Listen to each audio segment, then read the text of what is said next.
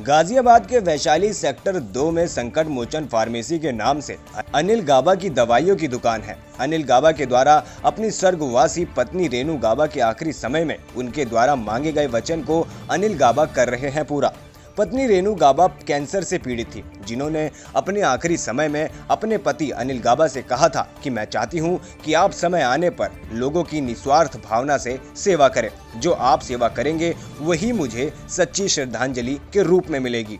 और अनिल गाबा जी जनता कर्फ्यू के बाद से निरंतर इसी वचन को पूरा करने के लिए लोगों को मुफ्त में मास्क, ग्लव्स और सैनिटाइजर बांटते आ रहे हैं। और अनिल गाबा का कहना है कि जब तक लॉकडाउन रहेगा एवं उनकी स्वर्गवासी पत्नी का जन्म दिवस आएगा, तब तक वह सेवा को निरंतर सुचारू रूप से जारी रखेंगे। और साथ ही उन्होंने लोगों से अनुरोध किया कि सभी लोग लॉकडाउन का पालन करें, मास्क लगाएं, जरूरी हो तभी घर से बाहर निकले, अन्यथा घर से ना निकले, क्योंकि हम खुद सुरक्षित होंगे तो देश सुरक्षित होगा। गाजियाबाद से के शर्मा की रिपोर्ट।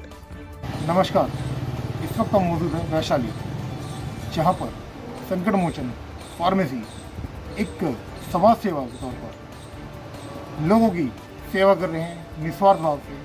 जब से लॉकडाउन, जनता कर्फ्यू लागू हुआ था, तब से लेकर अब तक जो हमारे साथ अनिल जी हैं, जो फार्मेसी के मालिक हैं, उन्होंने अपनी वाइफ से कभी वादा किया था जब वो इस दुनिया में थी। उन्होंने कहा था उनकी वाइफ ने कि भाई आप जब भी कोई ऐसी आपदा आए या कुछ चीज़ हो तो आप मानव सेवा, समाज सेवा कीजिएगा।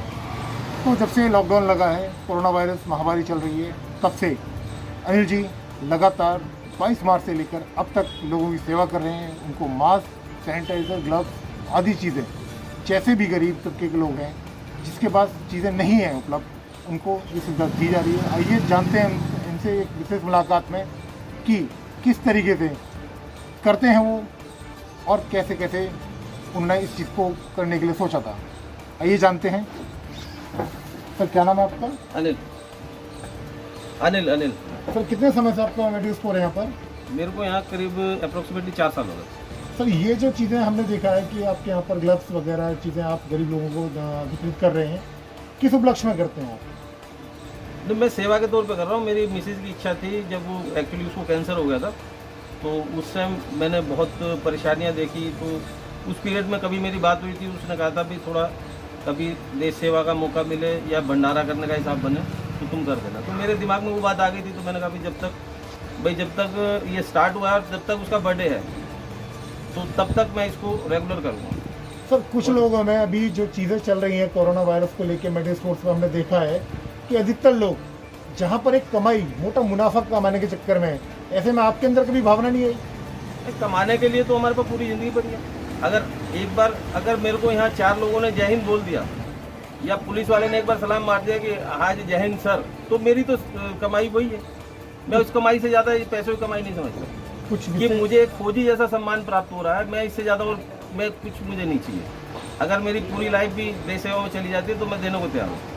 आज की डेट में अगर मेरे को बॉर्डर पे छोड़ दिया जाए और गवर्नमेंट बोले कि तुम्हें निस्वार्थ भाव सेवा करनी है और बिना पैसे करनी है, तो मैं 20 साल सेवा देने को तैयार हूँ। मुझे कोई दिक्कत नहीं, मुझे सिर्फ खाने को देते हूँ, मुझे किसी तरीके के कोई कुछ नहीं चाहिए।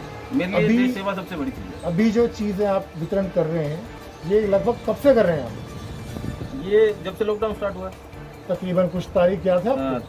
23 तारीख से 23 मार्च। 23 मार्च वितरण लगातार जारी है? हाँ, कंटिन्यू रहेगा।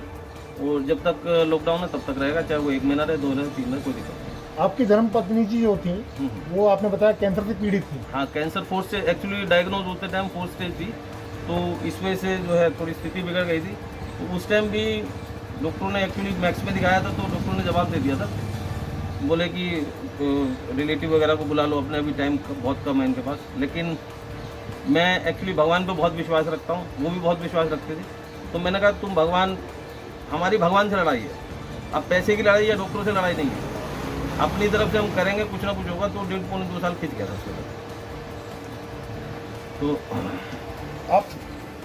आप देख सकते हैं कि किस तरह से अनिल जी ने अपनी स्वर्गीय धर्मपत्नी को एक श्रद्धांजलि अर्पित की है और उस श्रद्धांजलि के चलते हुए वो लोगों की सेवा कर रहे हैं, समाज सेवा कर रहे हैं।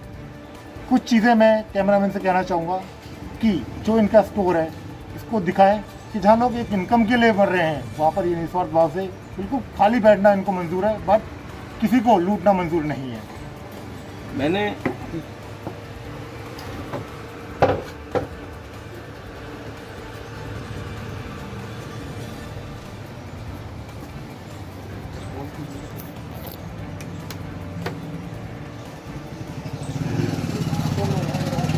वो सबसे प्रिय है, क्योंकि देश है तो हम हैं, देश ही नहीं होगा तो हम क्या करेंगे, पैसे को क्या करेंगे। ठीक है हाँ जी सर।